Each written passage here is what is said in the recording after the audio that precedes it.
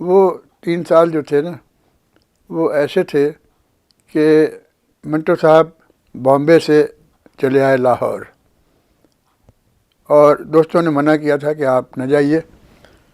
عصمت نے پوچھا تھا کہ منٹو صاحب آپ کیوں جا رہے ہیں لاہور؟ وہاں آپ کا کیا ہے؟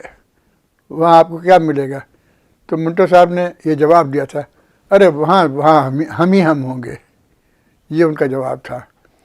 تو وہ بہت ہی امیدیں لے کر آئے تھے، اور جب وہ پاکستان پہنچے تو ان کو پتہ چلا کہ نہیں، اب وہ حالات ہی نہیں رہے، یہ وہ لاہور نہیں ہے جس کو وہ چھوڑ کے گئے تھے، اور ان کو بامبے بے حد یاد آنے لگا۔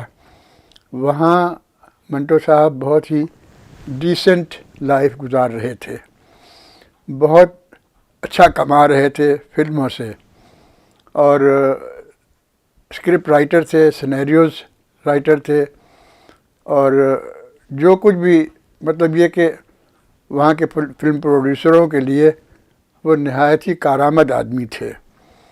اچھی شراب پیتے تھے، اچھا سگریٹ پیتے تھے، اور حد یہ ہے کہ جب ایک دفعہ جب کوئی انہوں نے جو ملازم رکھا تھا، اگر وہ ملازم بیمار ہوتا تھا تو گپتا صاحب وہ ملازم کو جس ڈاکٹر کے پاس لے جاتے تھے وہ 35 روپے فیس لیتا تھا۔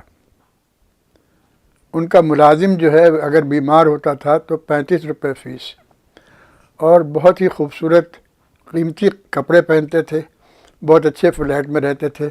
یہ سب کچھ جو ہے نا وہ چھوڑ کے، اور یہ عصمت چغتائی کو یہ یقین دلا کے کہ وہاں جہاں میں جا رہا ہوں وہاں ہم ہوں گے، پتہ چلا کہ وہاں وہ کوئی بھی نہیں ہے اور دوسرے لوگ موجود ہیں۔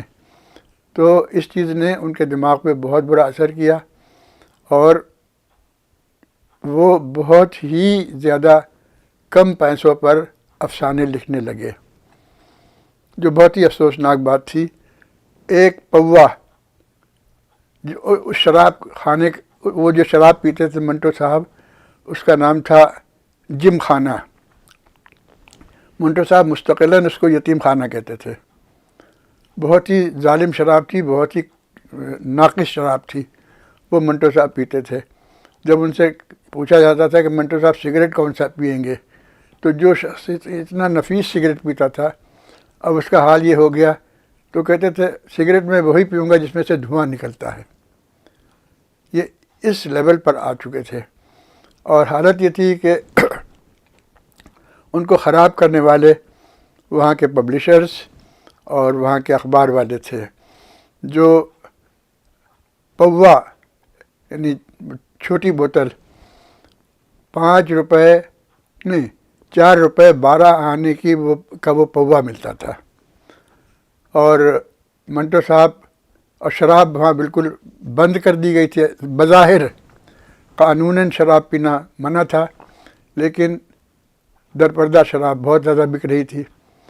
منٹو صاحب ایک پارسی تھا وہاں مال روڈ پر، اس کی دکان سے جا کے شراب لاتے تھے، اور اس سے کہتے تھے کہ میں سعادت حسن منٹو ہوں، مجھے شراب چاہیے، اور وہ پارسی جو ہے وہ جو چھوٹا سا پوا ہوتا تھا شراب کا، اس کو اخبار میں بہت ہی اچھی طریقے سے لپیٹ کے اور اس کو ہر طرح سے چھپا کے منٹو صاحب کو دیتا تھا، اور 5 روپے کا نوٹ، اور اس کے بدلے میں کچھ ریزگاری ان کو واپس ملتی تھی۔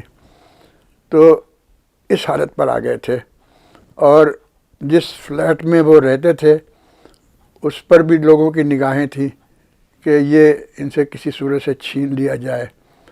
ان سب چیزوں نے ان کو بہت شدید طور پر الکوہولک بنا دیا تھا، اور وہ جب بھی بہت زیادہ بیمار ہوتے تھے تو ان کے گھر والے ان کو جا کے پاگل خانے میں جا کے ایڈمٹ کر دیا کرتے تھے، اور وہاں ان کو اپنا دوست شیام بہت یاد آتا تھا، جو فلمی ہیرو تھا، بہت یاد آتا تھا۔ تو منٹو صاحب جو ہے نا، انہوں نے کہیں اخبار میں پڑھا کہ شیام کا انتقال ہو گیا.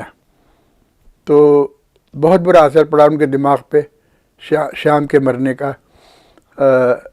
ایک پاگل نے پوچھا تم اتنا سیڈ کیوں ہو, کیا بات کیا ہے؟ تو منٹو صاحب نے کہا کہ شیام مر گیا. تو اس نے کہا کون سے وارڈ میں تھا؟ تو جب بھی پھر ایسا وقت آ جاتا تھا کہ منٹو صاحب خود کہتے تھے اب وقت آ گیا ہے کہ آپ لوگ پھر مجھے پاگل خانے میں جا کے ایڈمٹ کر دیں, میں یہاں نہیں رہنا چاہتا ہوں.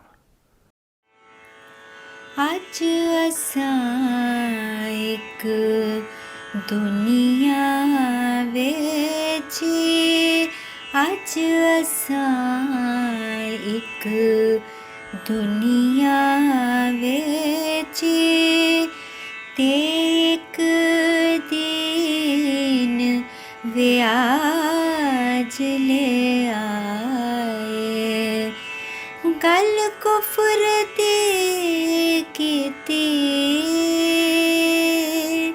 اج اساں ایک دنیا وچ